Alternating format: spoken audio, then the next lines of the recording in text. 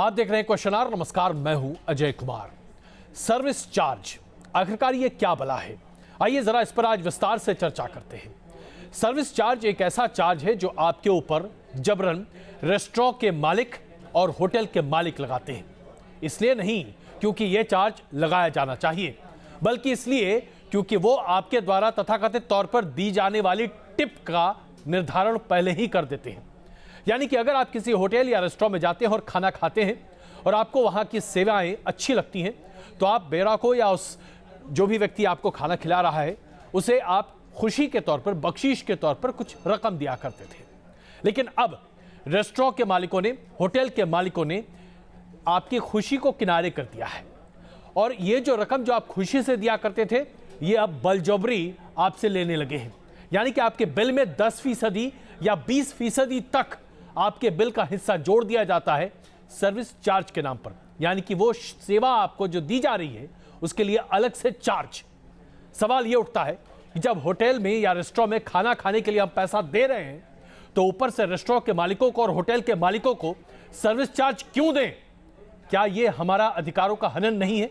और जब इस मामले पर सरकार तक पहुंची बात, तो सरकार ने ऐसा ढुलमुल रवैया इख्तियार किया है कि आम आदमी के हितों का ध्यान रखने की जैसे कि किसी को परवाह ही नहीं है। हर कोई आपको लूट रहा है और सरकार चुप है, मौन है। क्या इसलिए हमने सरकार को चुना था?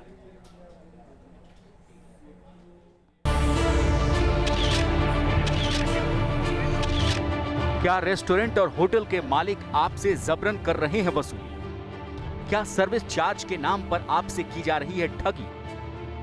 खाने पीने के बिल में बेवजह क्यों जोड़ा जा रहा है सर्विस चार्ज? आखिरकार रेस्टोरेंट और होटल के मालिक सर्विस चार्ज के नाम पर क्यों कर रहे हैं मनमानी? ये सवाल इसलिए क्योंकि केंद्र सरकार ने साफ कर दिया है कि कोई भी होटल या रेस्टोरेंट मालिक कस्टमर से जबरन सर्विस चार्ज के नाम पर पैसा वसूल नहीं कर सकते। सर्विस चार्ज देना या न देना पूरी तरह से ऑप्शनल होगा। ग्राहकों के लिए जब ग्राहकों की तरफ से ये बात आई, तो इस प्रकार के गाइडलाइंस के अंदर एक निर्देश दिया गया है कि कंपलसरी नहीं किया जाए। कोई आए तो ठीक है, कोई नहीं आए तो उनकी मर्जी है। जहां तक ग्राहक देना चाहे, क्योंकि टैक्स होता है जब, तो ठीक है। सर्विस चार्ज वो, क्योंकि सर्विस चार्ज यदि कोई भी बिजनेस करता है, that depends upon the businessman to pay salaries to their workers. तो जो वर्क करते हैं उनकी सैलरी पे करने का दायित्व होटल्स वालों का है। हम आपको बता दें कि जब भी आप किसी होटल या रेस्टोरेंट में खाने पीने जाते हैं, तो कई बार बिल में दूसरे टैक्सों के अलावा सर्विस चार्ज भी जोड़ दिया जाता है। ये सर्विस चार्ज 5 से लेकर 20% तक होता है, जबकि नियम के मुताबिक सर्विस चार्ज देना अनिवार्य नहीं है। कस्टमर सर्विस चार्ज को देने से मना कर सकते हैं। बावजूद इसके होटल और रेस्टोरेंट में सर्विस चार्ज वसूला जा रहा है। National restaurant association of India service charge में रियायत देने को तैयार नहीं है। उसका कहना है कि अगर रेस्टोरेंट में खाना खा रहे हैं तो सर्विस चार्ज देना ही पड़ेगा। वो प्रॉपर बिल होता है, उसके ऊपर गवर्नमेंट टैक्सेस लेती है, वैट और सर्विस टैक्स लेती है, और इसमें अकाउंटिंग में कोई, because it is all above board, तो वो अकाउंट होता है। और जो दूसरा जो इश्यू जो मैंने कहा कि जी अगर कस्टमर को नहीं करना है तो जी वो कहीं पे भी चला जाए। नियमों के मुताबिक सर्विस चार्ज देना या न देना पूरी तरह से आप पर निर्भर है। बावजूद इसके अगर रेस्टोरेंट या होटल आपसे जबरन सर्विस चार्ज की रकम वसूलते हैं, तो आप इस बात की शिकायत कंज्यूमर फोरम में कर सकते हैं। हालांकि अभी तक तो ये फैसला जनता के लिए नए साल का तोहफा ही साबित हो रहा था, लेकिन अब अगर रेस्टोरेंट बॉडीज की माने तो उनके लिए ये फैसला कोई नया नहीं है। अब देखने वाली बात ये होगी कि जमीनी स्तर पर ये फैसला कितना व्यवहारिक साबित होता है। वीडियो जर्नलिस्ट मुकेश कुमार झा के साथ गौरव अरोड़ा, न्यूज नेशन, दिल्ली। अब कुछ एक बातें यहां पर हम आपके सामने स्पष्ट कर देना चाहेंगे। सबसे पहले तो ये समझ लीजिए कि सर्विस चार्ज जो लगाया जा रहा है उसे लेकर सीधे तौर पर क्या है मसला। समझिए कि सर्विस चार्ज क्या होता है।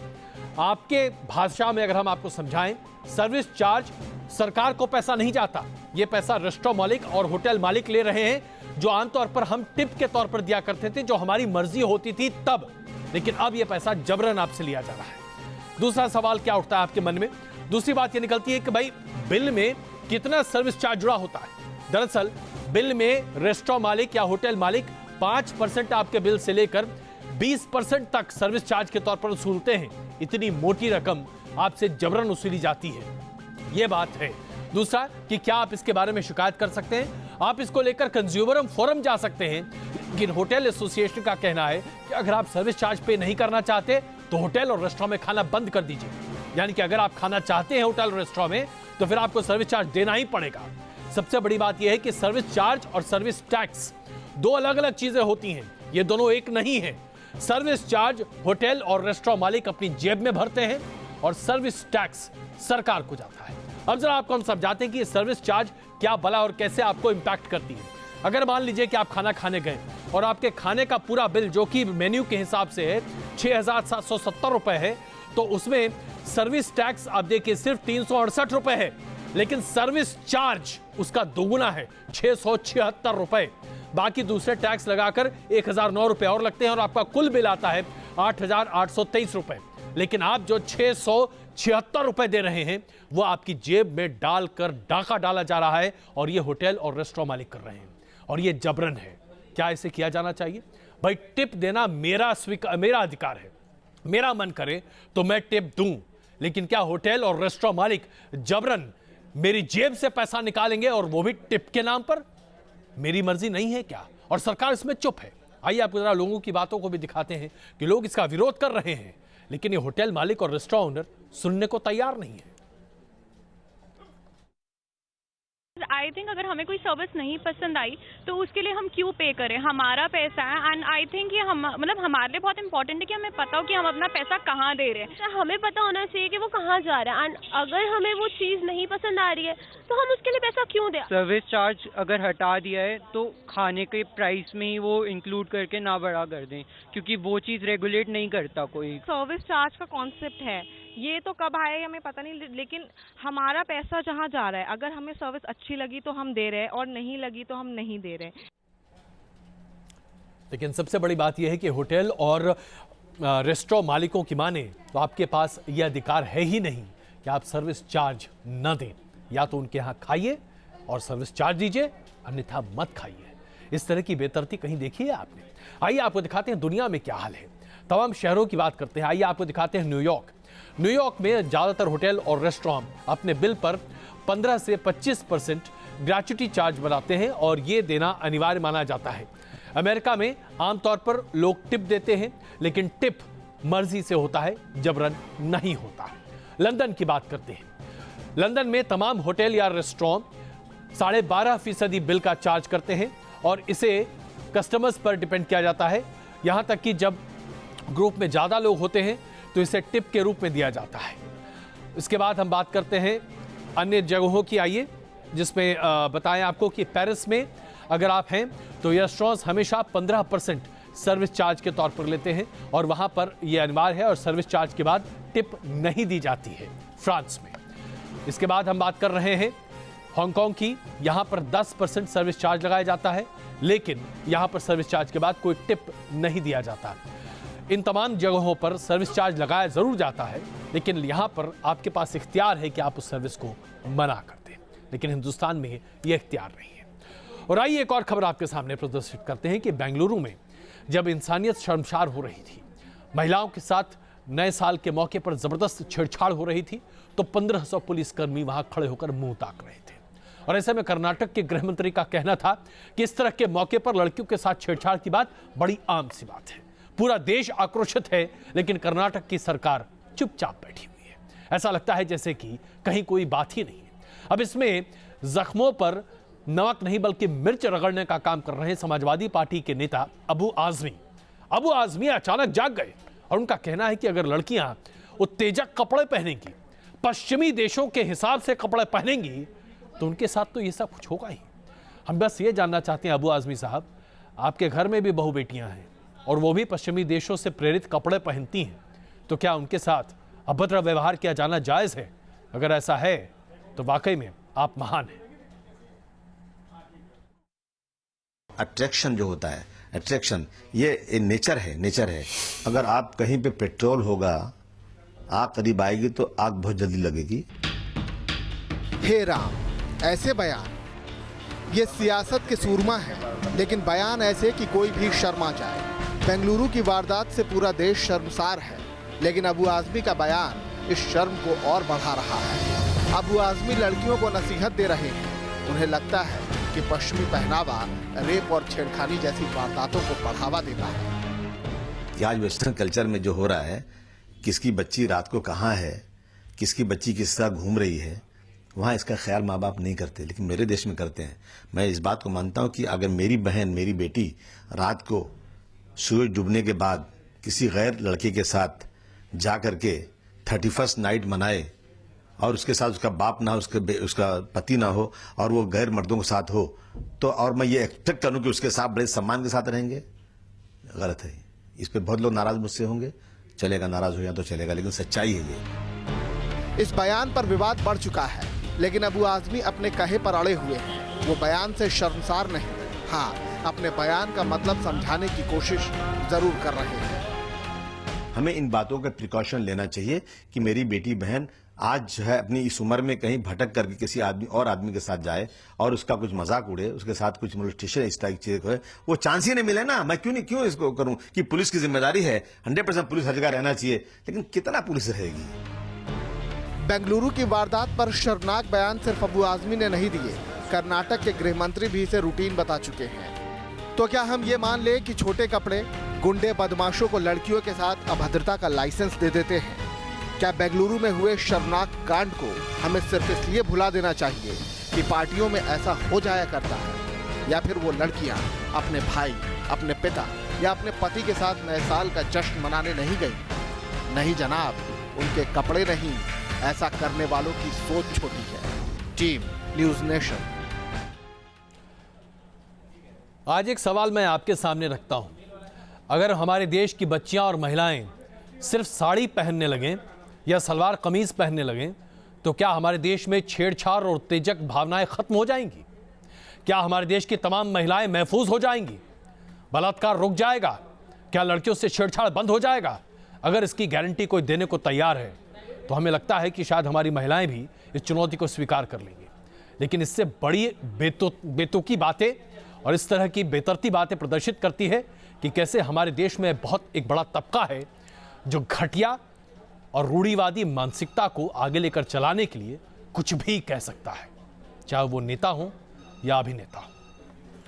मुलायम सिंह यादव कभी इस पार कभी उस पार, ऐसा लगता है जैसे कि ये वाकई में बंदरबाट हो गया है। कभी सुलह होती है, कभी लड़ाई होती है, कभी पुत्र मोह होता है, कभी पिता मोह होता है। भगवान जाने समाजवादी पार्टी के परिवार के बीच में ये क्या हो रहा है। लेकिन अब तो ऐसा लगता है जैसे कि तमाम सीरियल भी हमारे देश के उनसे पिछड़ गए हैं, क्योंकि बाप बेटे के बीच की ये बात, या यूं कहें कि बाप बेटे चाचे के बीच में ये बात अब राजनीति की समझ के कहीं परे है।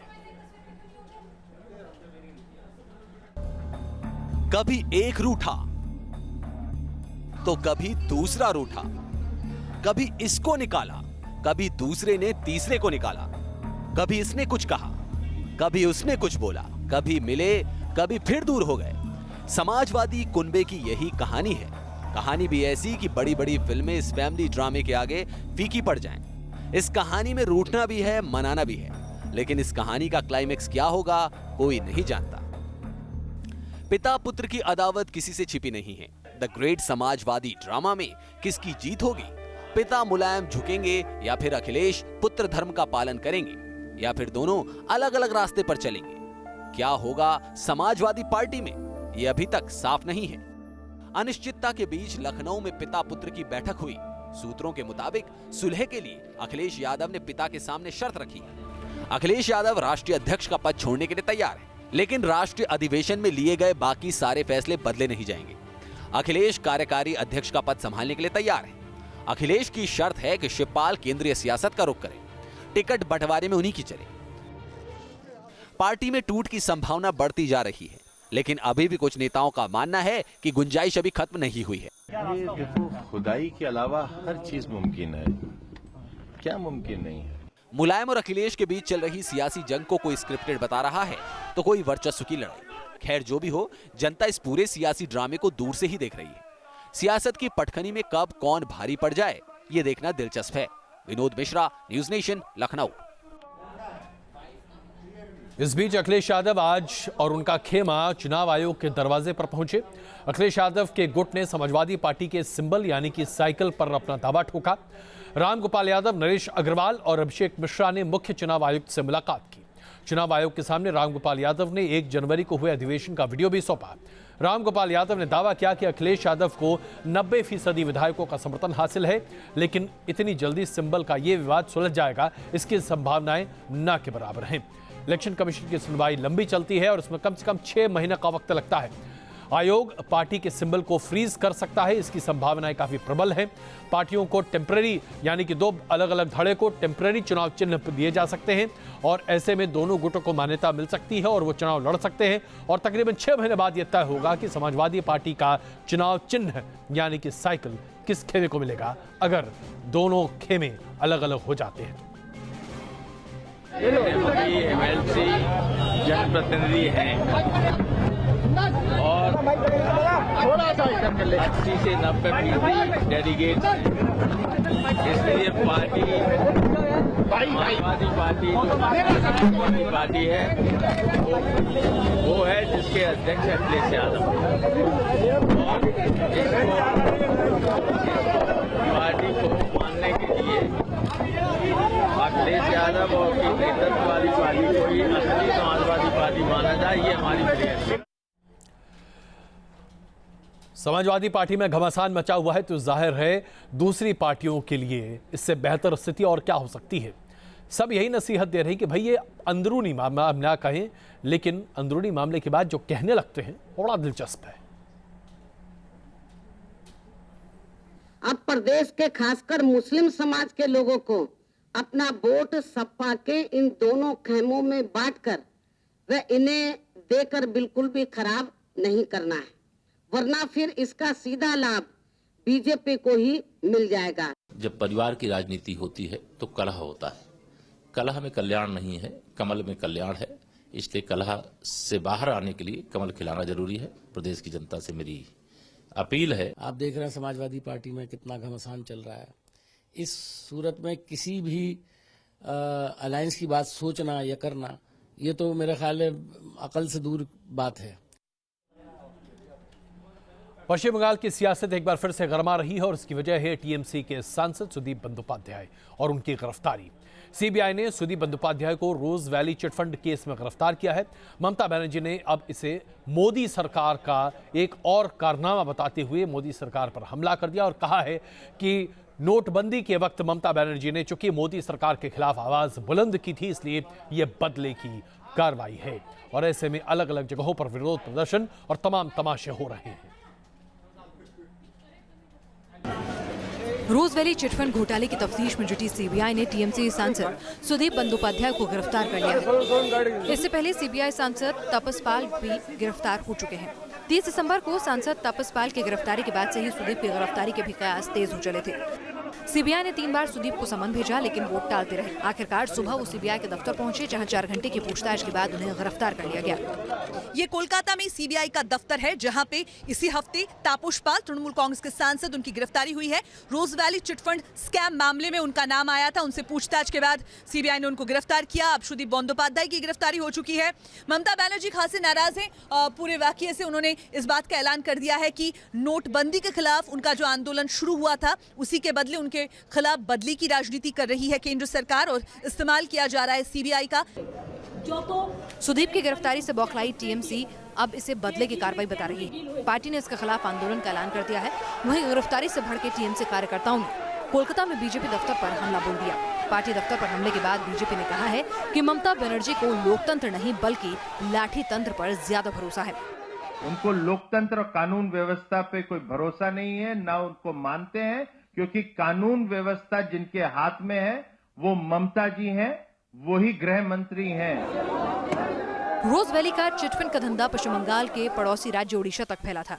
सीबीआई ने अपने आरोप पत्र में कंपनी पर निवेशकों से 17,000 करोड़ रुपए उगाने का आरोप लगाया है। इसमें से 450 करोड़ रुपए अकेले ओडिशा से उगाए गए थे। सीबीआई सुदीप बंदोपाध्याय को भुवनेश्वर ले गई है, जहां बताया जा रहा है कि वहां सांसद तापस पाल के सामने बिठाकर उनसे दोबारा पूछताछ की जाएगी। कोलकाता से देवजानी चौबे के साथ टीम न्यूज नेशन। आजादी के 70 साल बाद भी हमारे देश के कई कोने ऐसे हैं जहां बिजली की पहुंच नहीं है, जहां आज भी लोग कैंडल जलाकर या फिर मोमबत्ती के जरिए अपनी जिंदगी जीते हैं। ये हम आपको तस्वीर दिखा रहे हैं गुवाहाटी के पास एक गांव की, जहां आज आज़ादी के 70 साल बाद बिजली पहुंची है और यहां पर लोग बिजली को देखकर बड़े ही रोमांचित हो रहे हैं। ये गांव बस कुछ ही किलोमीटर दूर है गुवाहाटी से, लेकिन बिजली ने आज यहां पर लोगों की जिंदगी से अंधेरा दूर किया है। जरा सोचिए कि हम विकास की इस दौड़ में कहां दौड़कर जा रहे हैं। आइए आपको दिखाते हैं गांव के लोग अब कैसे उत्साहित हैं।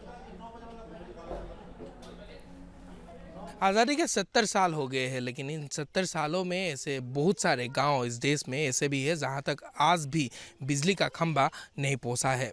ऐसा ही एक गांव गुवाहाटी के बगल में है और ये गांव उस विधानसभा क्षेत्र में आते हैं जो असम की राजधानी है। इसी विधानसभा क्षेत्र में आज से 7 दिन पहले ही बिजली का खंभा पहली बार यहाँ पर आया है और अब हमारे साथ इस गांव के कुछ लोग यहाँ पर है। हम आपसे जानना चाहेंगे ये गांव कितना पुराना है? बहुत पुराना है, कम से कम हमारा जन्म इधर ही हुआ है, लेकिन कम से कम 50 होगा, इतना साल होगा कम से कम। हमारा तो इधर ही जन्म हुआ है। यहाँ पर अभी कितने घरों में कनेक्शन मिल गया है और कितने घरों में अभी तक कनेक्शन नहीं हुआ है, लेकिन उन लोगों ने मतलब काम करके चला गया है और एक स्टार्ट करके गया है, लेकिन बोल के गया है जो हर घर में जो कनेक्शन देने वाला है BPL APL वो बारे में बताया है, लेकिन ये बोल रहा है कि जो BPL APL के बारे में कुछ नहीं है, आप लोग लिस्ट में नाम दे दीजिए, हम कितने का घर का आएगा वो पता चल जाएगा, हम दे देगा। और आइए अब दिखाते हैं सर्दी की वजह से बर्फबारी ने कैसे लोगों की जिंदगियां बदलनी शुरू कर दी हैं। कश्मीर से लेकर उत्तराखंड तक पहाड़ी इलाकों में जबरदस्त बर्फबारी हो रही है। सैलानियों के लिए तो मौज मस्ती का ये मौका है, लेकिन स्थानीय निवासी वाकई में बड़े परेशान हैं।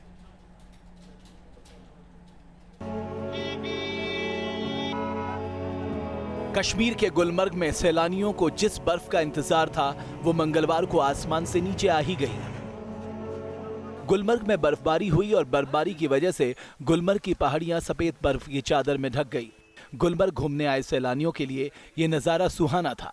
गुलमर्ग में पर्यटन उद्योग से जुड़े लोगों के लिए भी बर्फ राहत का सबब बनकर आई। बर्फबारी होने से इन लोगों को पर्यटकों की तादाद बढ़ने की उम्मीद है। बर्फबारी हुआ आजकल तो हर जगह महले महले में जश्न है कि गुलमर्ग में बर्फबारी हुआ, हर कोई आ रहा है आज गुलमर्ग न्यूज देखने के लिए। ये बर्फ वगैरह हम बहुत खुशी है कि बर्फ गिर गया और जिसकी वजह से यहाँ पर ये थोड़ा खुशी साली थी। गुलमर्ग की ही तरह कश्मीर के शोपियांग में भी हल्की बर्फबारी हुई और उम्मीद जताई जा रही है कि आने वाले दिनों में बर्फबारी बढ़ेगी। श्रीनगर में भी तापमान नीचे गिरा है और शाम होते होते ठंड बढ़ने लगी है।